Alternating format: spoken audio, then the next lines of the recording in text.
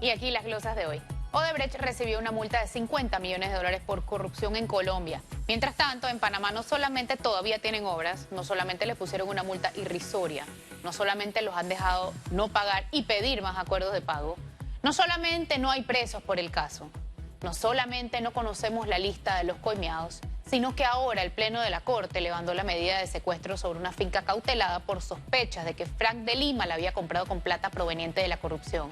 Nadie es culpable de nada, ¿no?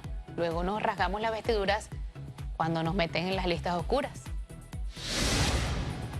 Y ya salió el decreto que regula las medidas del 4 al 14 de enero. Y como para no perder la tradición, quedaron más dudas que respuestas.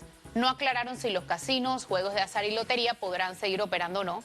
Tampoco queda claro si las personas en teletrabajo quedan exceptuadas del toque de queda o no. Tampoco queda claro qué pasará con las consultas médicas, ni hablan de las salidas de los niños, ni de los ejercicios al aire libre, ni de las oficinas de contadores ni abogados, ni de si se podrá pasear a las mascotas o no, ni cómo harán esta vez que los salvoconductos funcionen y no sean otra burla. Y por qué además permiten delivery para restaurantes, pero prohíben el comercio en línea en general. Yo no puedo entender cómo no responden estas cosas tan básicas con tanto que pagamos en comunicación. No pueden poner a un funcionario, uno, a revisar las dudas en las redes para responderlas. Y por cierto, cierran la capital y ni así el alcalde sale a hacerse presente. Es increíble. Él es la ineptitud hecha persona. Hablando de los niños, las autoridades de salud pidieron a los padres hacerles actividades a los niños para ayudarlos con la ansiedad. La pregunta es cuánto podemos jugar con niños en 50 metros en los que viven muchos panameños, sin ser un pedagogo ni un maestro. ¿Cuántos días aguanta un niño eso? Además, sin poder salir a airearse siquiera, a un parque, a caminar, algo. Y ni hablar de los niños autistas o con enfermedades mentales. No les meten ningún poquito de sentido común a las decisiones o qué es lo que está pasando aquí. En Colombia, en contraste, están dando apoyo gratis a las personas por el COVID, que por el COVID necesiten atención en salud mental.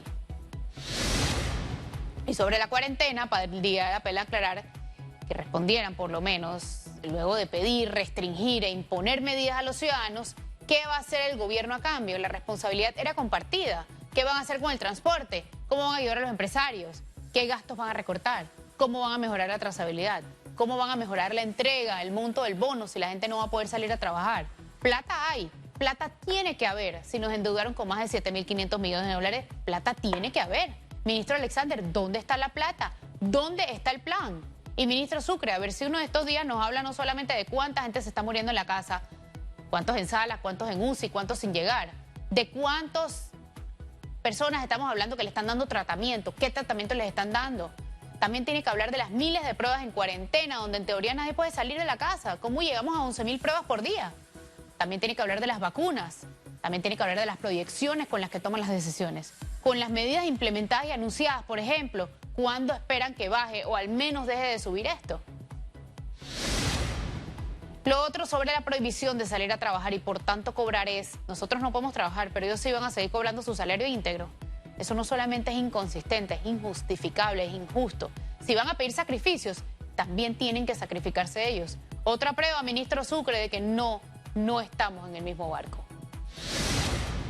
Y hablando de trabajo, la ministra de Trabajo dijo en un canal que se suspenderán los efectos del decreto que ordena la reactivación gradual de los contratos suspendidos y su viceministro en el otro canal dijo que se van a reunir con los empresarios para llegar a un acuerdo. Al menos pónganse de acuerdo, ¿no? Lo otro que no se puede pasar por alto es que la Asamblea no fue convocada en todo este tiempo a sesiones extraordinarias. No sesionan desde el 31 de octubre.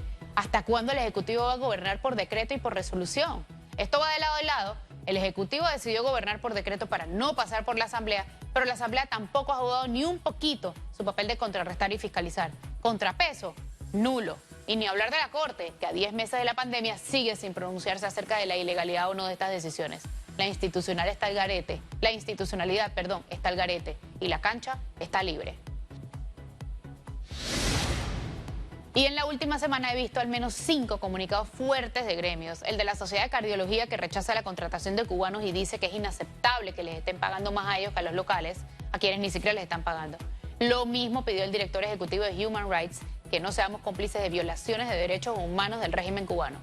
Por otro lado, la Cámara Marítima también mandó su comunicado, fuerte también, cuestionando la cuarentena total por no haber un plan.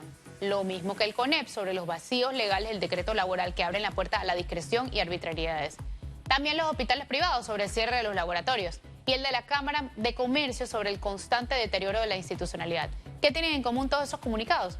Todos son quejándose y todos están redactados cada vez en términos más duros y menos diplomáticos. Una prueba contundente de que la gente está perdiendo la paciencia ante las arbitrariedades.